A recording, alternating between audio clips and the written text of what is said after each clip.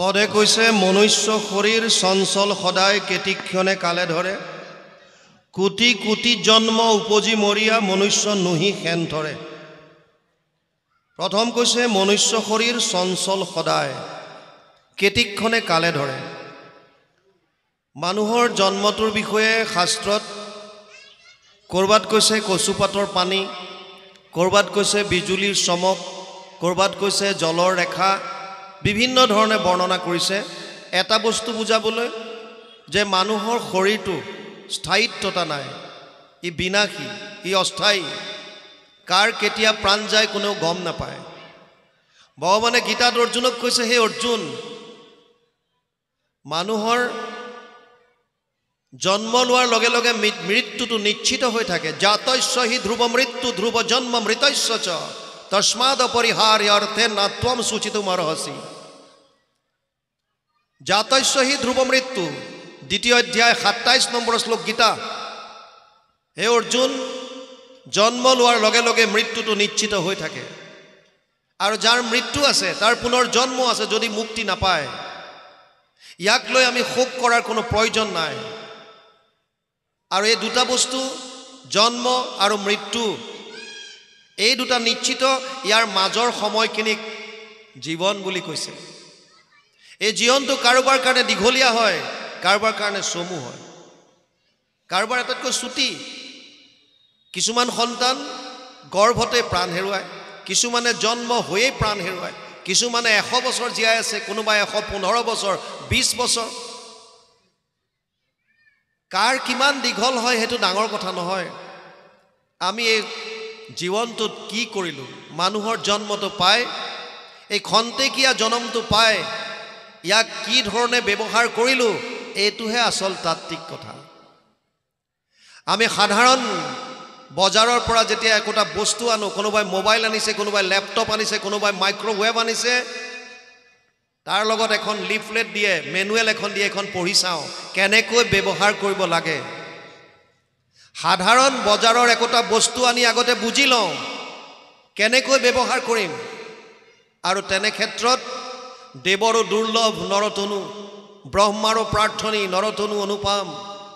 এই শৰীৰটো পায়, যি 3টা দুৰ্লভ বস্তুৰ ভিতৰত এটা। দুৰ্লভমেত্ৰায়মেৱা তৎ দৈৱানুগ্ৰহ কাৰকম মনুষ্যত্ব মুমুক্ষত্ব মহাপুৰুষ সংশ্ৰয়া। শংকৰাচাৰ্যই কৈছে 3টা দুৰ্লভ বস্তুৰ ভিতৰত এটা হৈছে মনুষ্যত্ব প্ৰাপ্তি। এইটো শৰীৰ পায়, ইয়াক কেনেকৈ ব্যৱহাৰ কৰিম তাৰ কাৰণে আমি মেনুৱেল মেলি চাইছোনে নাই? মেনুৱেল কি সেইটো আমি গম পাওঁ নে নাই? যে শৰীৰটো কেনেকৈ চলাম, ইয়াৰ কাৰণে কি কেনেকৈ জানিম, ক'ত আছে লিখা? আমি সকলোৱে গাওঁ শাস্ত্ৰৰ উত্তম গীতা ভাগৱত। যদি শাস্ত্ৰৰ উত্তম গীতা ভাগৱত হয়, তেতিয়াহ'লে গীতা ভাগৱতকে যদি আমি আমাৰ মেনুৱেল হিচাপে ধৰোঁ, যে আমি জীৱনটো কেনেকৈ নিৰ্বাহ কৰিম, কেনেকৈ উদযাপন কৰিম, এই কথাখিনি জানিবৰ কাৰণে যদি গীতা আৰু ভাগৱতৰ যদি আশ্ৰয় লওঁ, তেতিয়াহ'লে আমি সুন্দৰভাৱে প্ৰতিটো কথা গম পাম। প্ৰহ্লাদে দৈত্য শিশুসকলক কৈ আছে সেই কথাটোকে। কি কৈছে? যে তুমি ভাবি নাথাকিবা যে চিৰদিন মই জীয়াই থাকিম। এনেকুৱা নহয় যে মই চিৰদিন জীয়াই থাকিম। নৱম স্কন্ধত চাব, বহু ৰজা মহাৰজা আহিল, তেওঁলোকো আজি নায়ে, তেওঁলোকৰ নাতি পুতিও দেখিবলৈ নাই। খন্তেকীয়া, কেতিক্ষণে কালে ধৰে। কবিদাসে কৈছে, কাল শিৰহানে হে খাৰা তু কিউ সোৱে নিশ্চিন্ত। তই নিশ্চিন্ত হৈ কেনেকৈ শুইছ? তোৰ মূৰৰ শিতানত দেখোন মৃত্যুৰূপী কাল থিয় হৈ আছে। প্ৰতিটো মুহূৰ্তত কাৰ কেতিয়া মৃত্যু আহে কোনেও নাজানে। আপুনি ৰাতি শুই আছে, কোনো গেৰেণ্টি দিব নোৱাৰে যে আপোনাৰ ৰাতিপুৱা চকু খোল খাব। এনেকুৱা বহু আছে, ৰাতি শুই থাকে, ৰাতি কেতিয়া ওলাই গ'ল আত্মা গম নাপায়, ৰাতিপুৱালৈ শৰীৰ টান হৈ গ'ল, গমেই নাপায়, খতম। প্ৰতিটো মুহূৰ্তত ঈশ্বৰৰ নাম ল'বলৈ কৈছে। সেইকাৰণে কাৰ কেতিয়া কোন সময়ত প্ৰাণবায়ু ওলাই যায় কোনেও গম নাপায়। সেইকাৰণে প্ৰতিটো মুহূৰ্তত ঈশ্বৰৰ নাম লোৱাৰ কথা কৈছে। আৰু বিশেষকৈ খোৱাৰ সময়তো আপোনালোকক হাতযোৰ কৰি কৈছোঁ, ঈশ্বৰৰ নাম লৈ ৰাতিটো অৰ্পণ কৰি শুবলৈ শিকক, অভ্যাস কৰক যদি কৰা নাই। হে প্ৰভু দয়াময়, এই ৰাতিটো তোমাৰ চৰণত অৰ্পণ কৰিলোঁ এই বুলি ঈশ্বৰৰ নাম লৈ আপোনালোকে শয়ন কৰক। ভগৱানে নকৰক, যদি আত্মা ওলাই যায় আপোনাৰ অন্তকালটো ঈশ্বৰৰ নামত থাকিল। আৰু ভগৱানে গীতাত কৈছে অন্তকালেশ মামেবম স্মৰণ মুক্তা কলেবৰম ইয় প্ৰয়াতিশ মদভাৱম ইয়াতি নাস্তৈত্ৰ সংশয়। 8ম অধ্যায় 5 নম্বৰ শ্লোক গীতা। হে অৰ্জুন, শেষ মুহূৰ্তত যদি কোনোবাই মোৰ নাম স্মৰণ কৰিলে ই মোক পাব, ইয়াত কোনো সন্দেহ নাই। আমি যিহেতু শেষ মুহূৰ্তটো নাজানো, গতিকে প্ৰতিটো মুহূৰ্ততে ঈশ্বৰৰ নাম স্মৰণত আনিবলৈ অভ্যাস কৰিব লাগে। অভ্যাস, যিমান অভ্যাস কৰিম সিমান আহিব। প্ৰহ্লাদে কৈছে মনুষ্য শৰীৰ চঞ্চল সদায় কেতিক্ষণে কালে ধৰে, কোটি কোটি জন্ম উপজি মৰিয়া মনুষ্য নুহি খেন ধৰে। আমি শৰীৰবিলাক কেনেকৈ পাওঁ বুজি লওক। গীতাত অৰ্জুনক কৈছে নাহি কচ্ছিত ক্ষণমপি জাতু তিষ্ঠত্য অকৰ্মকৃত কাৰ্যতে হি অৱসকৰ্ম সৰ্ব প্ৰকৃতি জেৰ গুণে। 3য় অধ্যায় 5 নম্বৰ শ্লোক গীতা। হে অৰ্জুন, কোনো মানুহ এক মুহূৰ্তও কাম নকৰাকৈ থাকিব নোৱাৰে। আপুনি শুই আছে সেইটো এটা কাম, বহি আছে সেইটো কাম, ক'ৰবালৈ গৈছে কিবা খাইছে, যিয়ে নকৰক কিয় প্ৰতিটো মুহূৰ্তত আমাৰ দ্বাৰা কাম হৈ আছে। আৰু যিবিলাক আমি ইচ্ছাকৃতভাৱে কৰ্ম কৰি আছোঁ, প্ৰতিটো কৰ্মৰ বিপৰীতে 3 ধৰণৰ ফল আমাৰ জীৱৰ এগেইনষ্টত লিখা হয়। অনিষ্টম ইষ্টম মিশ্ৰম ত্ৰিবিধা কৰ্মনা ফলম ভৱতি ত্যাগিনম প্ৰত্য নাতু সন্ন্যাচিনা ক্বচিত। 8ম অধ্যায় 12 নম্বৰ শ্লোক গীতা। হে অৰ্জুন, প্ৰত্যেক কৰ্মৰ 3 ধৰণৰ ফল থাকে। এটা হৈছে ভাল, এটা হৈছে বেয়া আৰু এটা হৈছে মিশ্ৰিত। আপোনাৰ মোৰ প্ৰত্যেকটো জীৱৰ বিপৰীতে এখন এখন একাউণ্ট মেইনটেইন হৈ আছে, য'ত আমি কোটি কোটি জন্ম যিমানবাৰ আহিলোঁ এই মৰ্ত্যলৈ, যিমান কৰ্ম কৰিলোঁ তাৰ ফলবিলাক চব তাত লিপিবদ্ধ হৈ আছে। সেইটোক কৈছে সঞ্চিত কৰ্ম। এই শৰীৰ ত্যাগ কৰাৰ পাছত পিছৰ শৰীৰ ধাৰণ কৰাৰ পূৰ্বে এই সঞ্চিত কৰ্মৰ পৰা আমি এটা অংশ আনিব লাগে ভোগ কৰিবৰ কাৰণে। সেইটোক প্ৰাৰব্ধ বুলি কয়। যিটো অংশ আনো তাত যদি কেৱল পুণ্য আহিল তেতিয়াহ'লে জীৱই স্বৰ্গ প্ৰাপ্তি কৰে, দেৱলোক পাব, দেৱতাৰ শৰীৰ পাব। কেতিয়ালৈকে থাকিব তাত? তে ত্বম ভুক্ত্বা স্বৰ্গলোক বিশালম ক্ষীণে পুণ্যে মৰ্তলোকম বিশন্তি। 9ম অধ্যায় 21 নম্বৰ শ্লোক গীতা। হে অৰ্জুন, জীৱ তেতিয়ালৈকে স্বৰ্গত থাকিব যেতিয়ালৈকে তাৰ পুণ্য থাকে। ভাগৱতে কৈছে পুণ্য ক্ষয় ভৈলে পুনো নৰকত মজয়। পুনৰ 84 লাখ জনী ভ্ৰমণ কৰিব লাগিব। আৰু যদি প্ৰাৰব্ধত অকল পাপ আহিল তেতিয়া কৈছে অধোজনী। অধোজনী মানে কীট পতংগ, পোক পৰুৱা, জীৱ জন্তু এইবিলাক। আৰু জানি আচৰিত হ'ব, লাগিলে দেৱলোকত হওক, দেৱতনুৱে হওক, লাগিলে অধোজনীয়ে হওক, এই 2টা জনী কেৱল ভোগৰ জনী। যিটো প্ৰাৰব্ধত লৈ আহিছোঁ এইটো ভোগ কৰিব পাৰিব, ইয়াত বাকী একো কৰিব পৰা ক্ষমতা আমাৰ নাই। সাধনৰ জনী কেৱল মনুষ্য জনী। মনুষ্য শৰীৰ কেতিয়া পাম? যেতিয়া প্ৰাৰব্ধত মিশ্ৰিত কৰ্ম আহিব। পাপ পুণ্যৰ মিশ্ৰণ কেতিয়া আহে? 100 কোটি জন্মান্তৰে হয় মহাভাগ, নৰ শৰীৰক জীৱে তেৱে পাৱে লাগ। আৰু আমাৰ প্ৰাৰব্ধত পাপ পুণ্য মিশ্ৰিত অহাৰ কাৰণেই প্ৰত্যেকজন মানুহে জীৱনত সুখ আৰু দুখ 2টা ভোগ কৰিবলগীয়া হয়। এনেকুৱা কোনো মানুহ নাই পৃথিৱীত যে অকল দুখত আছে, আৰু এনেকুৱা কোনো নাই যোনে ক'ব পাৰে যে মই কেৱল সুখত আছোঁ। অসম্ভৱ। 2টা বস্তু আছে, সুখ আৰু দুখ। এই শৰীৰটো পোৱাটো অতি দুৰ্লভ। ইয়াৰ কোনো গেৰেণ্টি নাই যে আমি আকৌ এইটো শৰীৰ ত্যাগ কৰাৰ পিছত আকৌ যে মনুষ্য শৰীৰ পাম, তাৰো কোনো গেৰেণ্টি নাই। সেইকাৰণে প্ৰহ্লাদে কৈছে কোটি কোটি জন্ম উপজি মৰিয়া মনুষ্য নুহি খেন ধৰে। আকৌ মানুহ হোৱাৰ আশাটো বাদ দিয়ক। যি কৰিব এইটো জন্মতে কৰিবলৈ চাওক। এমত দুৰ্লভ জন্ম পায়া যিটো ভকতিক আচৰক, কাম্য কৰ্ম যত মিছা হেন জানি তাক বাঞ্ছা নকৰক। প্ৰহ্লাদে দৈত্য শিশুসকলক দিয়া উপদেশ মানে আমাক দিছে। আমিবিলাকক কৈ আছে যে তোমালোকে এটা বস্তু অলৰেডি পালা, কি পালা? দুৰ্লভ মানুহৰ জন্ম, শৰীৰটো। যিটো শৰীৰ পাবৰ কাৰণে ব্ৰহ্মায়ো ইচ্ছা কৰে। ভাৰত বৰিষ ধন্য কলিযুগ হৰি হৰি হৰি হৰিয়ে, হৰি হৰি হৰি ব্ৰহ্মাৰো প্ৰাৰ্থনী নৰতনু অনুপাম, আমি গাই থাকোঁ। আৰু এই অনুপাম, নৰৰ অনুপাম যিটো দেহ, এই শৰীৰটো ব্ৰহ্মাই যাক বিচাৰি আছে, সেই শৰীৰটো আমি পোৱাৰ পাছতো যদি ব্যৱহাৰ কৰিব নাজানো, তেতিয়া কি লাভ? কি লাভ? ইয়াক সফল কৰাৰ উপায় হৈছে কৃষ্ণত ভকতি, একান্তভাৱে কৃষ্ণত একান্তভাৱে শৰণ। আৰু সেইকাৰণে ইয়াত প্ৰহ্লাদে কৈছে কেনেকৈ কৰিবা? এমত দুৰ্লভ জন্ম পায়া যিটো ভকতিক আচৰক, কাম্য কৰ্ম যত মিছা হেন জানি তাক বাঞ্ছা নকৰক। ভক্তিৰ কথাই কিয় ক'লে? আৰু দুটা মাৰ্গ আছিল। একাদশ স্কন্ধত ভগৱান কৃষ্ণই বৈকুণ্ঠ প্ৰয়াণৰ প্ৰাক মুহূৰ্তত উদ্ধৱে যেতিয়া সুধিছিল, হে প্ৰভু, তোমাক পাবৰ কাৰণে কি উপায় আছে, কেনেকৈ তোমাক পাব? ভগৱানে কৈছিল যে যোগ ত্ৰায়ময়ী প্ৰোক্তা নৰনম শ্ৰেয় বিধিচ্ছয় জ্ঞানম কৰ্মম চা ভক্তিম চা না উপায় অন্যস্তি কুত্ৰাচিত। 11:20 একাদশ স্কন্ধ 20 অধ্যায় 6 নম্বৰ শ্লোক ভাগৱত। হে উদ্ধৱ, মোক পাবৰ কাৰণে 3টা মাৰ্গ আছে। এটা হৈছে কৰ্ম মাৰ্গ, য'ত যাগ যজ্ঞ পূজা পাতল, তাৰ দ্বাৰা মোৰ ওচৰলৈ আহিব পাৰি। এটা হৈছে জ্ঞান মাৰ্গ, য'ত মোৰ নিৰ্গুণ নিৰাকাৰ ৰূপ অৰ্থাৎ ব্ৰহ্মৰূপটোক ধ্যান ধাৰণা সমাধিৰ দ্বাৰা মোৰ ওচৰলৈ আহিব পাৰে। আৰু তৃতীয় মাৰ্গটো হৈছে ভক্তি, য'ত সমস্ত ভূতত মই আছোঁ বুলি ভাৱ লৈ মোৰ টোটেল চাৰেণ্ডাৰ, সম্পূৰ্ণৰূপে সমৰ্পণ কৰি কৃষ্ণত একান্তভাৱে শৰণ হৈ মোৰ লীলাসমূহ ভকতৰ লগত শ্ৰৱণ কীৰ্তন কৰি মোৰ ওচৰলৈ আহিব পাৰে, মানে পৰম আনন্দ লাভ কৰিব পাৰে। কিন্তু এটা কথা বুজি লওক, এই 3টা মাৰ্গ শাস্ত্ৰত উল্লেখ আছে, নাই বুলি কোনো ক'ব নোৱাৰে।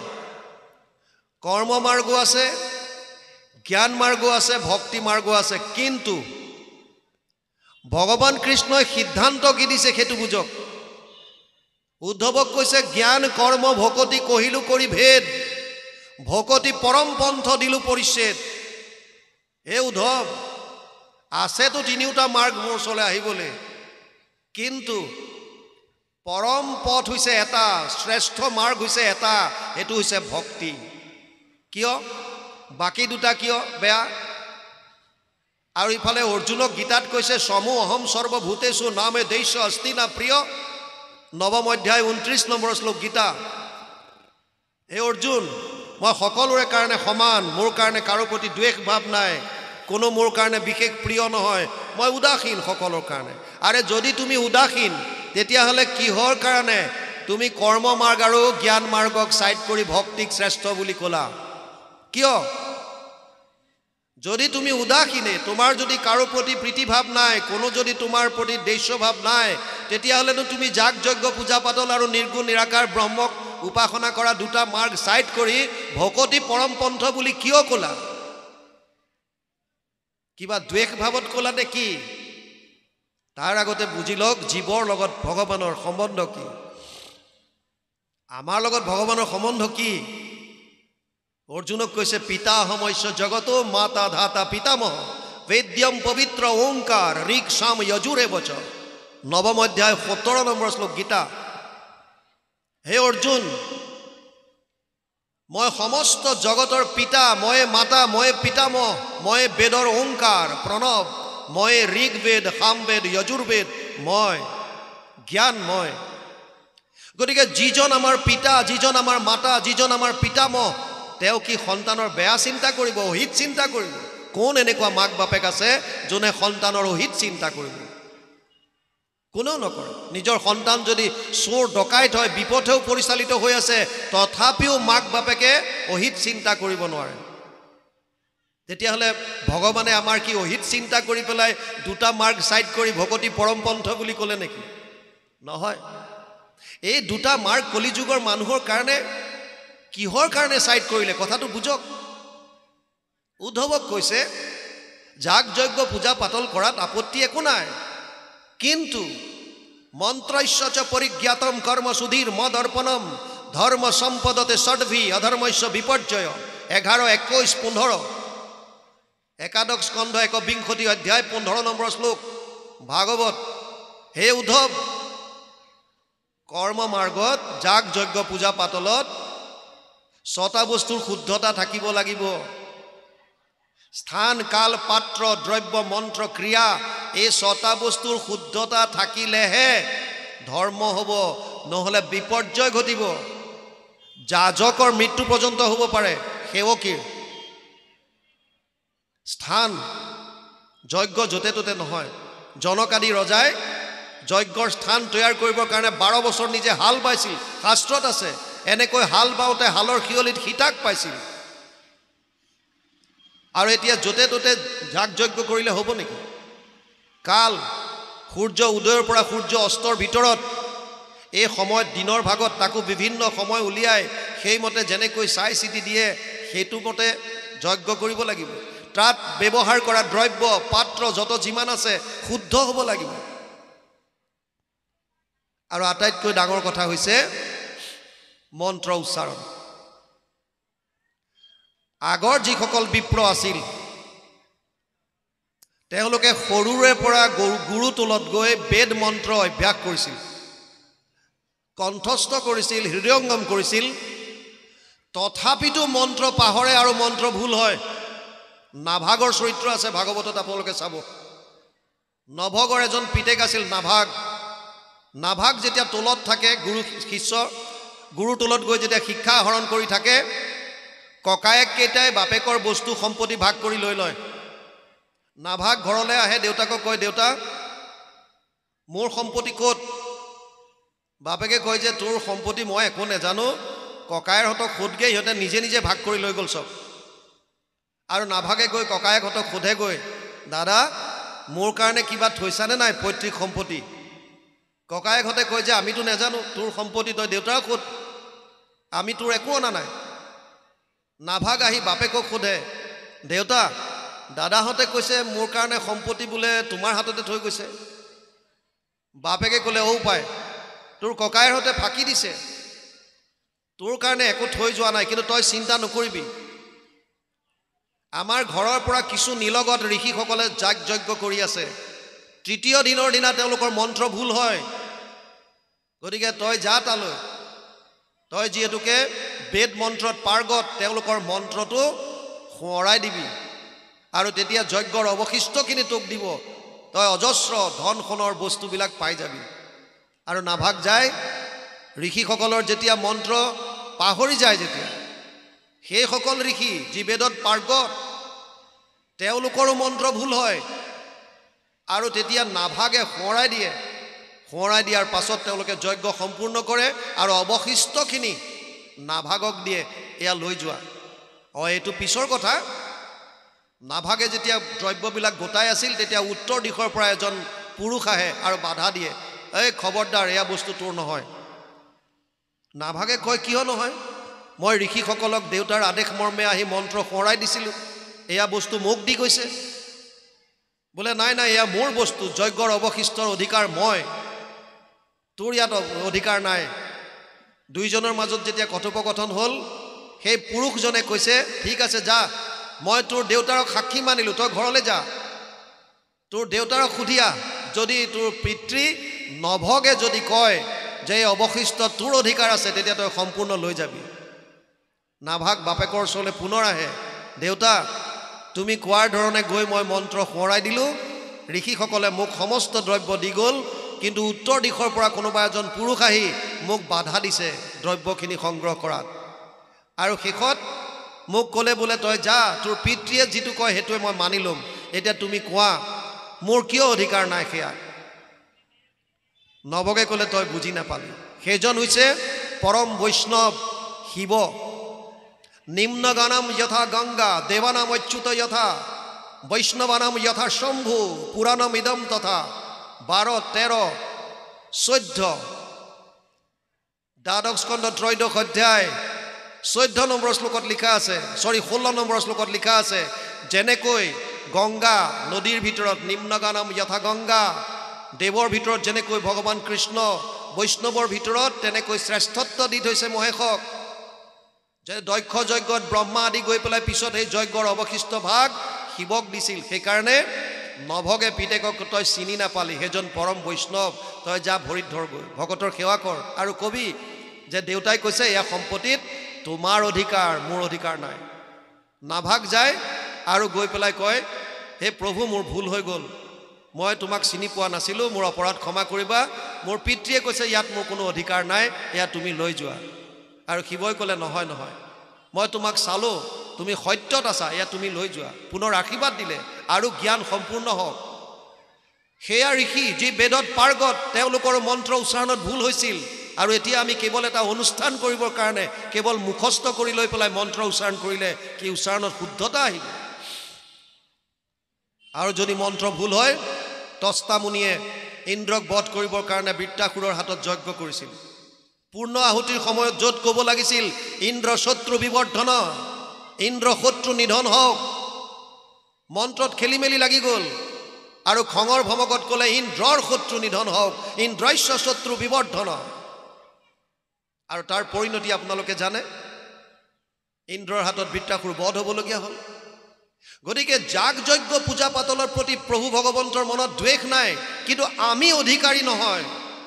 সেইকাৰণে আমাক কৈছে যে এইটো যিহেতুকে তোমালোক অধিকাৰী নহয়, ইমানখিনি তোমালোকে মানিব নোৱাৰা, গতিকে এই মাৰ্গটো ছাইড কৰি থোৱা। নিৰ্গুণ নিৰাকাৰ মাৰ্গ কিয়? শংকৰাচাৰ্যই চতুষ্টয় সাধনাৰ কথা কৈছে যোগ্য মাত্ৰ হ'বৰ কাৰণে। জ্ঞান মাৰ্গত যাবলৈ যোগ্যতা থাকিবৰ কাৰণে চতুষ্টয় সাধনাৰ কথা দিছে। তাত কেইটামান মাত্ৰ কথা বুজি লওক, যিটো আমাৰ কাৰণে সম্ভৱে নহয়। শান্ত দান্ত তিতিক্ষা উপৰতি। প্ৰথম কৈছে মনৰ ওপৰত সংযম, দ্বিতীয়ত কৈছে ইন্দ্ৰিয়ৰ ওপৰত দমন, তৃতীয়ত কৈছে সহনশীলতা গুণ, চতুৰ্থত আছে বিষয়ৰ ওপৰত উঠিব পৰা। এই চাৰিটা কোৱালিটি আমাৰ কাৰ আছে? অৰ্জুনৰ দৰে মহাপুৰুষে কুৰুক্ষেত্ৰৰ যুদ্ধৰ প্ৰাক মুহূৰ্তত ভগৱানৰ ওচৰত স্বীকাৰ কৰি গৈছে, চঞ্চলম হি মন কৃষ্ণ প্ৰমাথি বলৱৎ দৃঢ়ম তস্যাহম নিগ্ৰহম মন্যে বায়ুৰিব সুদুষ্কৰম। ষষ্ঠ অধ্যায় 34 নম্বৰ শ্লোক গীতা। হে ভগৱান, হে সখা, মোৰ মনটো বহুত চঞ্চল, মই যদি বায়ুকো প্ৰতিৰোধ কৰিব পাৰোঁ, মই মনক কণ্ট্ৰল কৰিব নোৱাৰোঁ। আৰু ভগৱানে মানিছে অসংশয় মহাবাহু মনো দুৰ্নিগ্ৰহম চলম অভ্যাসেনতু কৌন্তেয় বৈৰাগ্যেন গীৰ্যতে। ষষ্ঠ অধ্যায় 35 নম্বৰ শ্লোক গীতা। অসংশয়, হে সখী, ইয়াত কোনো সন্দেহ নাই যে মনটো নিগ্ৰহ কৰা অতি কষ্টকৰ। অৰ্জুনৰ দৰে যি নৰনাৰায়ণৰ নৰৰূপে অৱতাৰ, সেইজনৰো যেতিয়া মনৰ ওপৰত সংযম নাই, আপোনাৰ মোৰ মনৰ ওপৰত কি সংযম হ'ব? নিৰ্গুণ নিৰাকাৰ আমাৰ কাৰণে নহয়। কাব্য কৰ্ম কোনবিলাক? যিবিলাক আমাৰ কামনাৰ পৰা উৎপন্ন হয় ইন্দ্ৰিয়ৰ প্ৰীতি সাধিবৰ কাৰণে। আপুনি শুই থাকিবলৈ মন কৰিছে, কাম্য কৰ্ম। কৰ্তব্য আছে, আপুনি ক'ৰবালৈ যাব লাগে, নাই মন গৈছে শুই আছোঁ, মন গ'ল মই এফালে ওলাই গ'লোঁ, মন গ'ল মই বহি আছোঁ, মন গ'ল টিভি চাই আছোঁ, মন গ'ল মোবাইলটো লৈ আছোঁ। কামনা, খালী কামনাৰ পৰা উৎপন্ন যিমানবিলাক ই শাস্ত্ৰসন্মত নহয়। কৰ্তব্য সেইবিলাক। কৰ্তব্য কৰ্ম দুই ধৰণৰ। এক হৈছে আত্মাৰ বাবে কৰা, এক হৈছে শৰীৰটোৰ বাবে কৰা। ধৰ্মক দুই ধৰণে ভাগ কৰিছে, বুজি লওক। এটা হৈছে শৰীৰৰ ধৰ্ম, সেইটো শাৰীৰিক ধৰ্ম বুলি কয়, কৰ্তব্য দুটা ভাগ। আৰু এটা হৈছে আত্মাৰ ধৰ্ম, সেইটো আধ্যাত্মিক ধৰ্ম বুলি কয়। শৰীৰৰ ধৰ্ম কোনবিলাক? শৰীৰটোৰ লগত সম্বন্ধিত ব্যক্তি বা বস্তুৰ প্ৰতি শাস্ত্ৰসন্মত যিমানখিনি কৰ্তব্য কৰণীয় কৰ্ম আছে, সেইখিনিক শাৰীৰিক কৰ্ম বুলি কোৱা হৈছে কৰ্তব্য। আত্মাৰ সদ্গতিৰ কাৰণে, আত্মাই পৰম আনন্দ লাভ কৰিবৰ কাৰণে শাস্ত্ৰসন্মত যিখিনি কৰ্ম, সেইখিনিক আধ্যাত্মিক কৰ্ম বা আধ্যাত্মিক ধৰ্ম নাম দিয়া হৈছে। অৰ্জুনক কৈছে গীতাত, নিয়তম কুৰু কৰ্ম ত্বম কৰ্ম জ্যায়হি অকৰ্মণ শৰীৰ যাত্ৰা পিছতে না প্ৰসিদ্ধেদ কৰ্মণি। 3 অধ্যায় 8 নম্বৰ শ্লোক গীতা। হে অৰ্জুন, তই তোৰ কৰ্তব্য কৰ্ম নিজে কৰ, আৰু যদি কৰ্তব্য কৰ্ম নকৰ, এদিন তোক শৰীৰটোৱে লগ নিদিয়া হ'ব। আজি বৰ্তমান সমাজত আমাৰ অসমীয়া সমাজ বিশেষকৈ বেছিভাগ আমি কৰ্ম বিমুখ হৈ গৈছোঁ। পৰিশ্ৰম কৰিবলৈ টান পোৱা হ'লোঁ বহুখিনি।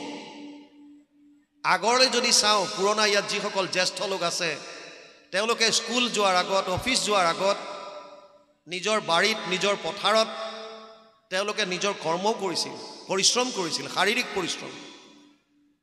কিন্তু বৰ্তমান আমাক ইজি আৰ্নিং লাগে, সহজতে সুলভতে পোৱা। পৰিশ্ৰম কৰা বাদ দিছোঁ। শাস্ত্ৰৰ যিবিলাক বিধি, যিবিলাক নিয়ম, যিবিলাক পালন কৰিবলৈ দিছে, যিবিলাক আমাৰ কৰ্তব্য, সেইখিনি আমি পালন কৰাত ব্যৰ্থ হৈছোঁ ক'ৰবাত। এজন মানুহৰ কাৰণে কৰ্তব্য বেলেগ বেলেগ হ'ব পাৰে। আপুনি যদি এগৰাকী শিক্ষয়িত্ৰী বা শিক্ষক, স্কুলত আপোনাৰ কৰ্তব্য হৈছে শিক্ষা দান কৰা, কিন্তু সেইজন ব্যক্তিয়ে যেতিয়া ঘৰলৈ আহিব, তেওঁ কাৰোবাৰ পিতৃ, কাৰোবাৰ স্বামী, তেওঁৰ কৰ্তব্য হৈছে সন্তানক লালন পালন কৰা, তেওঁৰ পত্নীৰ কাৰণে কৰিবলগীয়া কাম কৰা শাস্ত্ৰসন্মতভাৱে। সেইটো তেওঁৰ কৰ্তব্য। তেওঁ যদি এখন সমাজৰ নাগৰিক, গতিকে সমাজৰ প্ৰতি তেওঁৰ কৰ্তব্য আছে। তেওঁ এখন দেশৰ নাগৰিক, দেশখনৰ প্ৰতি কৰিবলগীয়া কৰ্তব্য আছে। শাৰীৰিক, আধ্যাত্মিক, আত্মাৰ কাৰণে কি কৰিছোঁ আমি? এই যে অনুষ্ঠান আমি শ্ৰৱণ কীৰ্তন কৰিছোঁ, এয়া আধ্যাত্মিক ধৰ্ম। আৰু ভগৱান কৃষ্ণই ইয়ালৈকো অৰ্জুনক গেৰেণ্টি দিছে, যদি কিবা কাৰণত আধ্যাত্মিক কৰ্ম কৰাৰ সময়ত শাৰীৰিক কৰ্মত যদি ব্যাঘাত জন্মিল আৰু তাৰ পৰা যদি তোৰ জীৱনত কিবা পাপো হয়, তই চিন্তা নকৰিবি। অহম সৰ্ব পাপেভ্যো মোক্ষয়িষ্যামি মা শুচ। অষ্টাদশ অধ্যায় ৬৬ নম্বৰ শ্লোক। হে অৰ্জুন, আধ্যাত্মিক ধৰ্ম কৰাৰ ক্ষেত্ৰত যদি শাৰীৰিক কৰ্মত ক'ৰবাত ব্যাঘাত জন্মিল, তই যদি কিবা কৰিব নোৱাৰা কাৰণে তোৰ পাপ হৈ গ'ল, তই চিন্তা নকৰিবি, মই তোক সমস্ত পাপৰ পৰা উদ্ধাৰ কৰি লৈ আহিম। তাৰমানে মানুহৰ জন্মৰ মূল উদ্দেশ্য হৈছে আধ্যাত্মিক, আধ্যাত্মিকতাত গুৰুত্ব দিছে। আৰু ইয়াত সেইকাৰণে কৈছে কাম্য কৰ্মবিলাক বাদ দে। এতিয়া আমি কাম্য কৰ্ম কিয় কৰোঁ? কাম্য কৰ্তব্য নিষিদ্ধ, শাস্ত্ৰই যিবিলাক মানা কৰিছে নিষিদ্ধ। চাওক, শাস্ত্ৰত দুটা বস্তু আছে, এটা হৈছে বিধি, এটা হৈছে নিষেধ। একদম সাধাৰণভাৱে বুজিব। আপুনি ডাক্তৰৰ তাত গৈছে, আপোনাৰ শাৰীৰিকভাৱে অসুস্থ, গাটো ভাল লগা নাই, ডাক্তৰে চালে, চেক কৰিলে, আপোনাৰ তেজ পৰীক্ষা কৰোঁতে ওলাল যে আপোনাৰ চুগাৰ বাঢ়িছে, ডায়েবেটিছে পালে।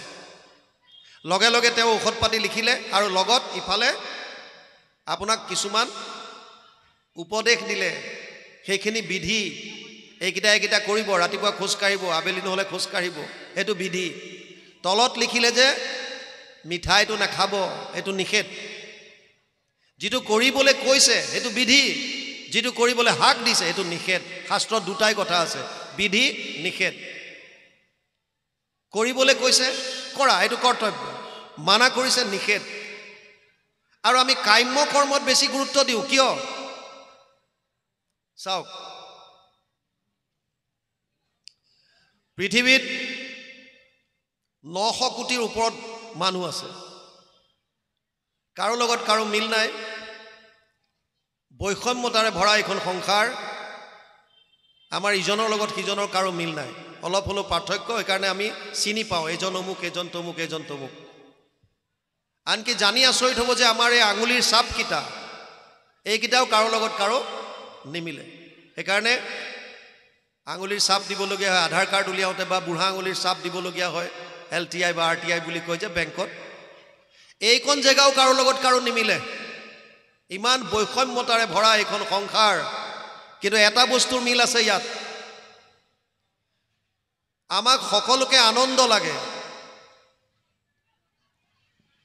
কীট পতংগ, জীৱ জন্তুৰ পৰা বুলি, চোৰ ডকাইতৰ পৰা বুলি, ৰজা মহাৰাজালৈকে চবকে এটা বস্তুৱে লাগে, এটা বস্তুৰ পিছতে আমি দৌৰি আছোঁ, সেইটো হৈছে আনন্দ।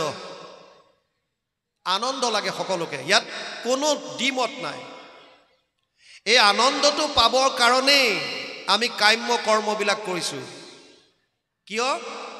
কাৰণ আমি গম পোৱা নাই আনন্দটো আচলতে আছে ক'ত। প্ৰথম বুজক, আনন্দ কিয় লাগে? সবে আনন্দ কিয় বিচাৰিছে কাৰণ আমি পৰম আনন্দৰ অংশ আমি মূললৈ যাব বিচাৰিছো মামে বংশ জীৱলোকে জীৱভূত সনাতন পঞ্চদশ অধ্যায় 7 নম্বৰ শ্লোক গীতা অৰ্জুনক কৈছে হে অৰ্জুন যিমান জীৱ আছে সব মোৰ অংশ আৰু ভগৱান কোন সহজানন্দ স্বৰূপানন্দ হৃদয়ানন্দ প্ৰেমানন্দ সচ্চিদানন্দ সিদানন্দ সদানন্দ আনন্দই আনন্দত ৰসো বৈশহ ভগৱান আনন্দ স্বৰূপ আৰু পৰম আনন্দৰ অংশ হলো আমি গতিকে আমি আমাৰ মূললৈ যাব বিচাৰি আছো তাৰ মানে আমাক আনন্দ লাগে কিন্তু ডাঙৰ কথা হৈছে এতিয়া আনন্দটো পাম ক'ত এই বস্তুটো আমি বুজি পোৱা নাই এই যদি তত্ত্বটো গম পাই যাও তেতিয়ালে আমাৰ প্ৰায়বিলাক মানুহৰ দৃষ্টিকোণ সলনি হৈ যাব আমি আনন্দটো ক'ত বিচাৰি আছো তিনটা মূল তত্ত্ব আছে ভগৱান মায়া জীৱ আমি হৈছো জীৱ আমাক আনন্দ লাগে আনন্দ বিচৰাৰ জায়গা আছে দুটা এটা হৈছে ভগৱান আৰু এক হৈছে তেওঁৰ মায়াৰ সংসাৰ মানে মায়া এই দুটাৰ মাজত কোনোবা এটা আনন্দ আছে ক'ত পাম এতিয়া আনন্দটো জানিবৰ কাৰণে দুইটা বস্তুৰ বিষয়ে বুজিব লাগিব আসলতে ভগৱাননো কি আৰু মায়ানো কি মায়াৰ বিষয়ে চতুশ্লোকী ভাগৱতত প্ৰভু ভগৱানে ব্ৰহ্মাক কৈ থৈছে 4টা শ্লোকত ভাগৱত দিছিল যি বিস্তাৰ কৰিছে 18,000লৈ দ্বিতীয় শ্লোক চতুশ্লোকী ভাগৱতৰ ঋতেৰ্থে যত প্ৰতীয়ত না প্ৰতীয়ত চাত্মানি তদ বিদ্যাদাত্মনো মায়া যথা ভাসো যথা তম 2:34 দ্বিতীয় স্কন্ধ 9ম অধ্যায় 34 নম্বৰ শ্লোক ভাগৱত তাত কৈছে গুৰুজনে অনুবাদ কৰিছে পানী দৰে ভাষাৰে মায়াৰ বিষয়ে দ্বিতীয় স্কন্ধ ভাগৱতত অবস্তুক দেখাওই বস্তুক আবৰি এহিকে মোহৰ মায়া জানা নিষ্ট কৰি নাথাকিতো যেন দেখি চন্দ্ৰমা দুটয় থাকিতো ৰাহুক যেন কেহু নেদেখয় সেই মতে মায়া আৰ কৰি ঈশ্বৰক আশাৰ বিষয় সদা দেখাৱে জীৱক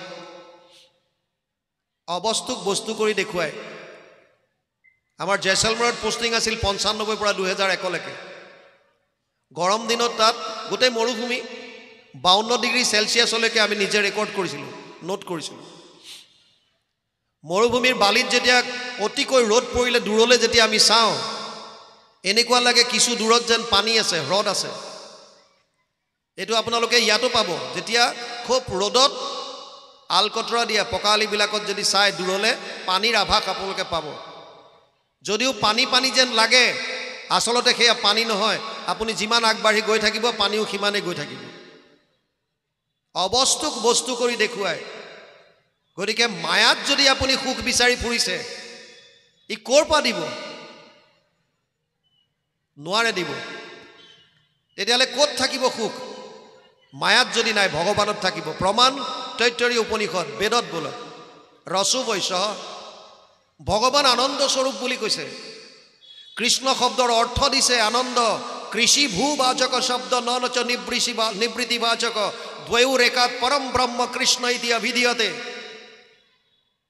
কৃষ হেন শব্দ ইটো পৃথিৱী বাচক ভৈলা ন আনন্দত প্ৰৱৰ্তয় দুইৰো এক পদ মিলি পৰম ব্ৰহ্ম ৰূপ কৃষ্ণ নাম আনন্দক মাত্ৰ কয় তে আপোনাক মোক যদি আনন্দ লাগে তেতিয়ালে ধন টকা পইচা এইবিলাকত বিচাৰিলে পাম নে ভগৱানৰ ওচৰ চাপিব লাগিব সেইকাৰণে 700 শ্লোকৰ গীতাৰ শেষত ভগৱান কৃষ্ণই অৰ্জুনক কৈছে গীতাত 700 শ্লোক আছে এটা শ্লোক ধৃতৰাষ্ট্ৰই কৈছে 40টা শ্লোক সঞ্জয়ে ধৃতৰাষ্ট্ৰক যুদ্ধৰ বৰ্ণনা দি আছে অৰ্জুন কৃষ্ণ অৰ্জুন সংবাদ কৈছে অৰ্জুনে 85টা শ্লোকত মনৰ সংশয় ভগৱানৰ ওচৰত প্ৰকাশ কৰিছে আৰু ভগৱান কৃষ্ণই 574টা শ্লোকত গীতাৰ উপদেশ দিছে অৰ্জুনৰ সংশয় নিৰাকৰণ কৰি গৈ আছে শেষত নিজৰ সিদ্ধান্ত ভগৱান কৃষ্ণই দিছে সৰ্বগুহ্যতমম ভূয় শ্ৰেণুমে পৰমম বচ ইস্তৌসিমে দৃঢ়মিতি তত বক্সামি তে হিতম অষ্টাদশ অধ্যায় 64 নম্বৰ শ্লোক গীতা হে অৰ্জুন তোক মই এতিয়া গোপনীয়ৰ পৰা গোপনীয় কথাটো কওঁ শুন কি ক'লে সৰ্বধৰ্মান পৰিত্যাজ্য মাম একম শৰণম ব্ৰজ অহম ত্ব সৰ্ব পাপেভ্যো মোক্ষয়িষ্যামি মা শুচ। অষ্টাদশ অধ্যায় ৬৬ নম্বৰ শ্লোক গুৰুজনাই অনুবাদ কৰিছে ভাগৱতত। সৰ্বধৰ্ম এৰি এক শৰণ সাক্ষাৎ, সুদৃঢ় বিশ্বাসে সখী লৈক আমাত, নকৰিবা ভয় হেৰা কৰো অংগীকাৰ, সমস্ত পাপত মই কৰিব নিস্তাৰ। চব বাদ দি মোৰ ওচৰত আহা, তোমাক যিটো আনন্দ লাগে সেইটো কেৱল মই দিম। আৰু তাৰ কাৰণে আমাক এখন ৰথ দিছে। ভগৱান কিমান কৃপালু, জীৱক কৈছে তোমালোকক এখন এখন ৰথ দিছোঁ।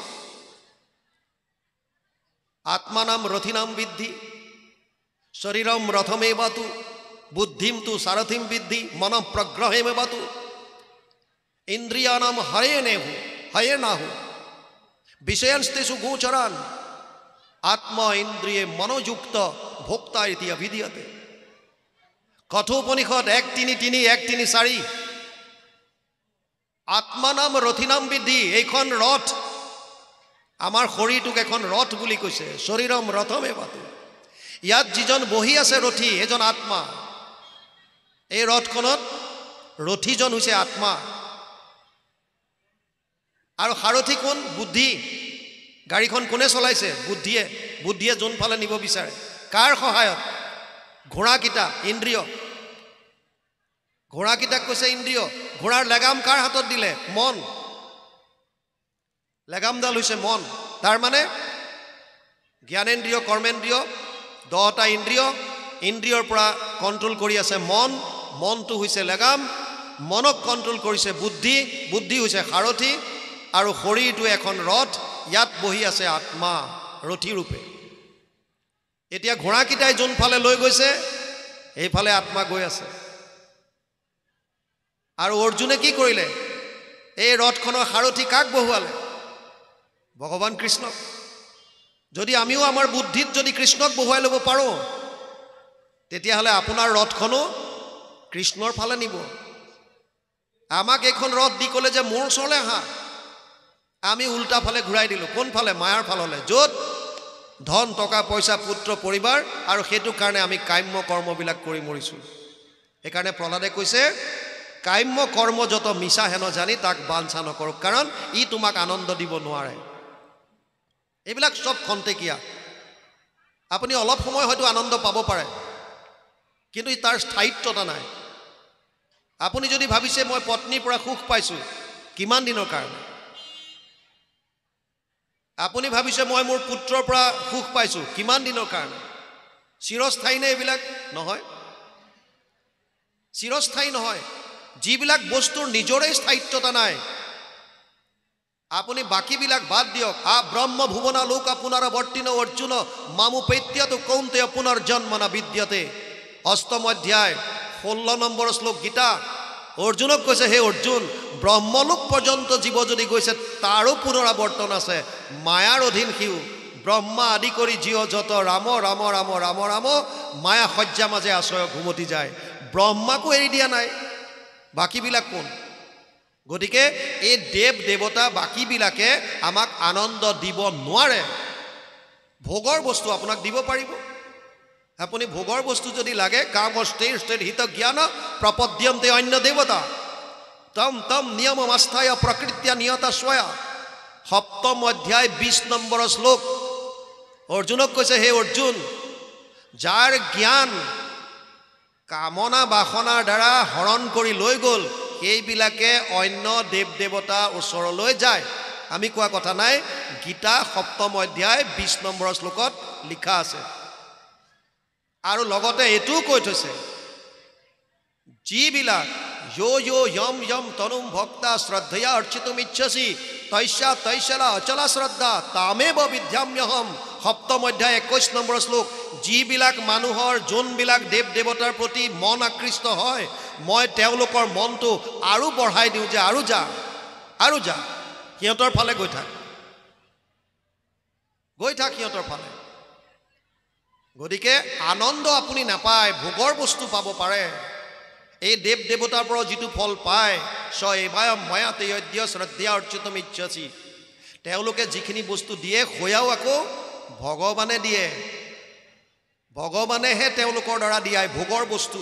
গতিকে যিজন বৃক্ষৰ মূল আমি তেওঁক ধৰিলে হ'ল ইয়াত প্ৰহ্লাদে কৈছে কাম্য কৰ্মযত মিছা হেন জানি তাক বাঞ্ছা নকৰক তেতিয়াহ'লে কি কৰিম প্ৰহ্লাদে সুন্দৰ উপদেশ দিছে বিষ্ণুৰ চৰণ স্মৰণত পৰে পুৰুষৰ লাভ নাই যিমান শকতি হৰি সুমৰক মনুষ্য জন্মে সদায় মানুহৰ জন্মৰ যদি কিবা মুখ্য যদি কাম আছে বিষ্ণুৰ চৰণ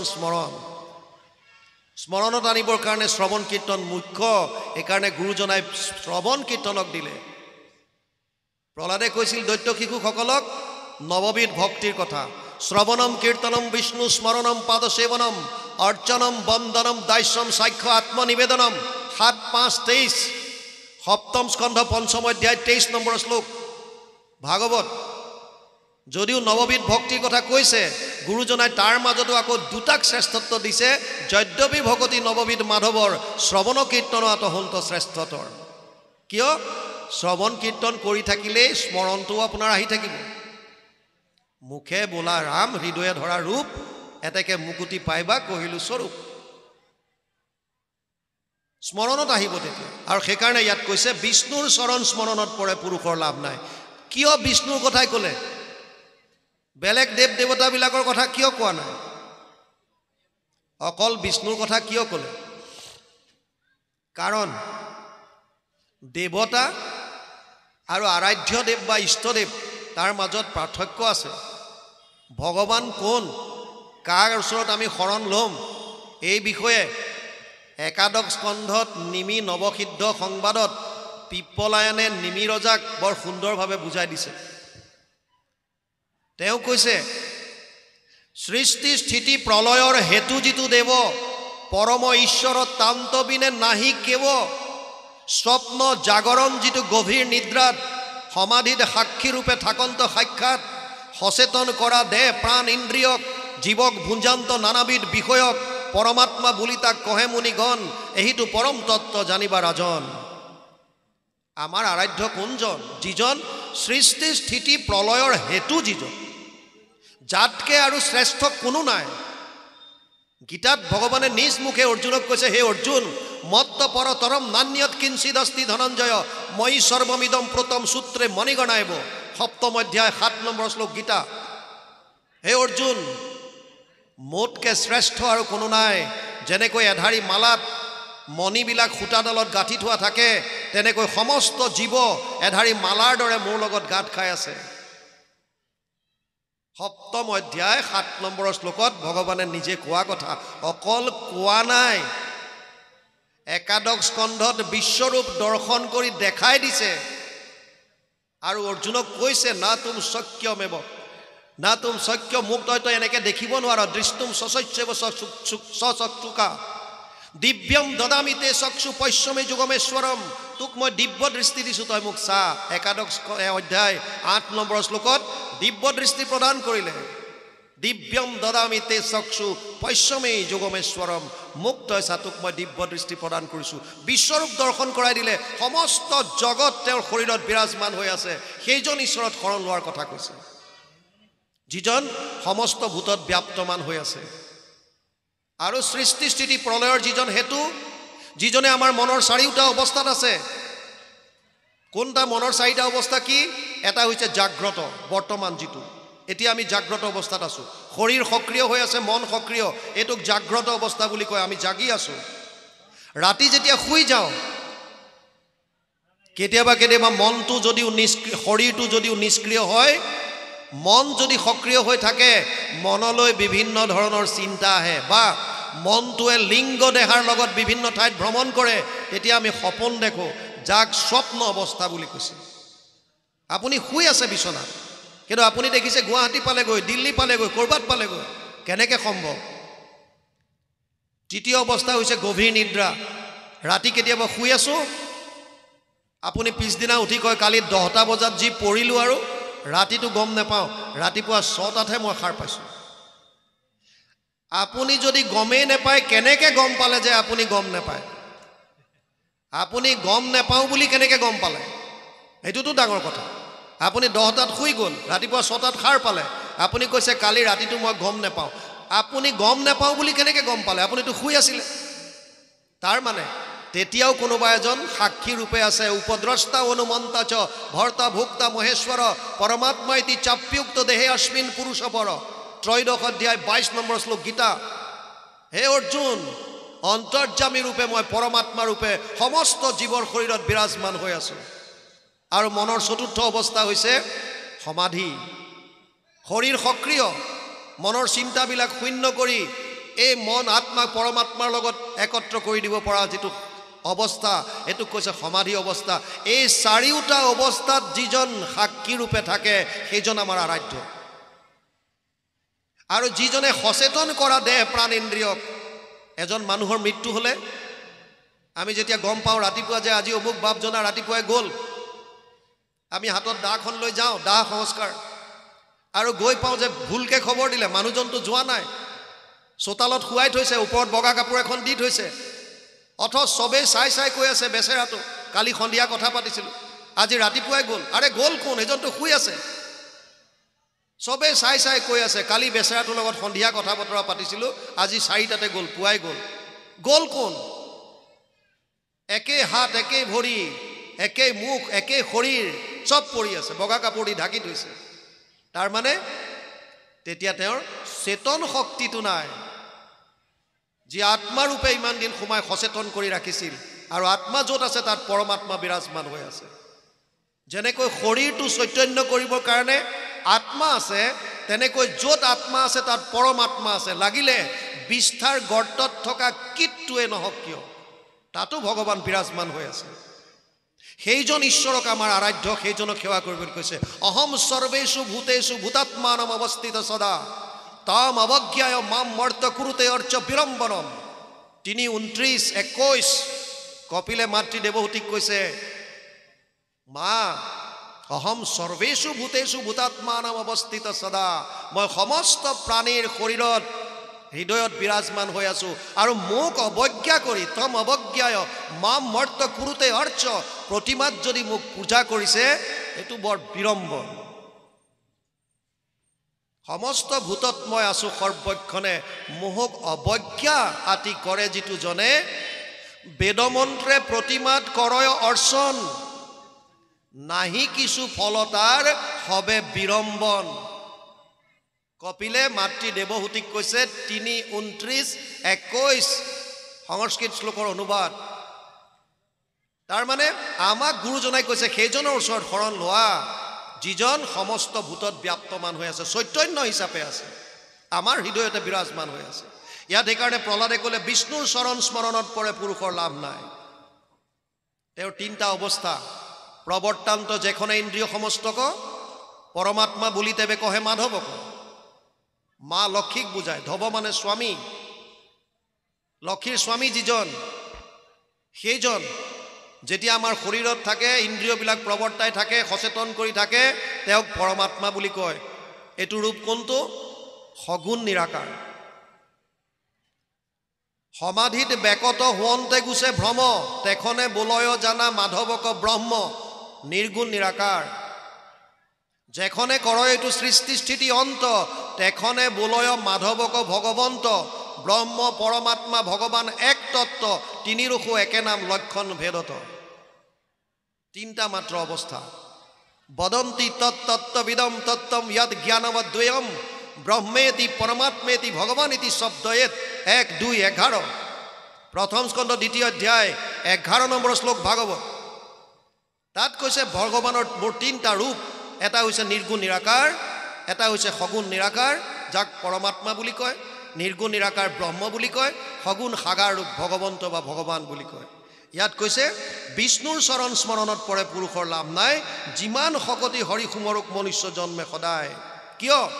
কিয় স্মৰণ কৰিম? কাৰণ সমস্তৰে প্ৰিয় সুহৃদ আত্মা, জগতৰে পিতা মাতা, হেন জানি আন বিষয় এৰিয়া সদায় হৰিক চিন্তা। কিহৰ কাৰণে চিন্তা কৰিম?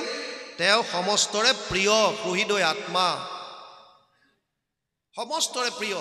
পিতাহমস্য জগতো মাতা ধাতা পিতামহ, বেদ্যম পবিত্ৰ ওংকাৰ ঋগ সাম যজুৰে বচ। 9ম অধ্যায় 17 নম্বৰ শ্লোক। মই সমস্তৰে পিতা মাতা, সমস্তৰে সুহৃদ। গতিকে সেইজনক চিন্তা কৰাৰ কথা ক'লে, হেন জানি আন বিষয় এৰিয়া সদায় হৰিক চিন্তা। সাংসাৰিক বিষয়বিলাক বাদ দি ঈশ্বৰক চিন্তা কৰা কথা